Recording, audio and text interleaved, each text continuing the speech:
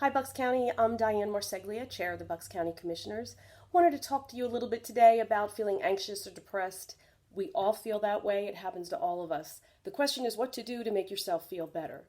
One of the things I do is rely on an old story I knew about the kissing hand, where you can take someone with you when you go to those spots. It can be a mom, a dad, a best friend, and when necessary, it can even be yourself. I know I do that when I go into a difficult situation. I make sure I take my kissing hand. So I'd like to share that story with you today. It's one of my favorite, and it's about Chester and the kissing hand. So I hope you'll like it as well as I do. Chester the raccoon stood at the edge of the forest and cried, "I don't want to go to school," he told his mother. "I want to stay home with you. I want to play with my friends and play with my toys and read my books and swing on my swing. Please, can I stay home with you?" Mrs. Raccoon took Chester by the hand and she nuzzled him on the ear. "Sometimes we all have to do things we don't want to do," she told him gently, "even if they seem strange and scary at first.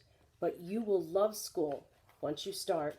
You will make new friends and you will play with new toys and you will read new books and swing on new swings. Besides," she added, "I know a wonderful secret that will make your nights at school seem as warm and cozy as your nights at home."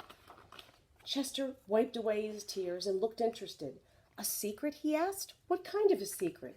"A very old secret," said Mrs. Raccoon. "I learned it from my mother and she learned it from her mother. It's called the kissing hand." "The kissing hand?" asked Chester. "What's that?" "I'll show you." Mrs. Raccoon took Chester's left hand and she spread open his tiny fingers into a fan, and leaning forward, she kissed Chester right in the middle of his palm. Chester felt his mother's kiss rush from his hand, up his arm, and into his heart. Even his silky black mask tingled with that special warmth. She took Chester's hand and she carefully wrapped his fingers around the kiss. "Now do be careful not to lose this. But don't worry, when you open your hands and you wash your food, I promise the kiss will stick." Chester loved knowing about his kissing hand. Now he knew his mother's love would go with him wherever he went.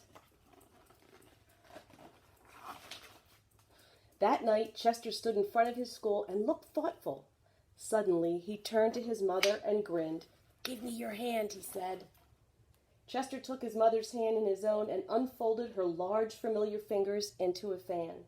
Next, he leaned forward and he kissed the very center of her hand. "Now you have a kissing hand too," he told her, and with a gentle goodbye and an "I love you," Chester turned and danced away. Thanks. Take your kissing hand with you.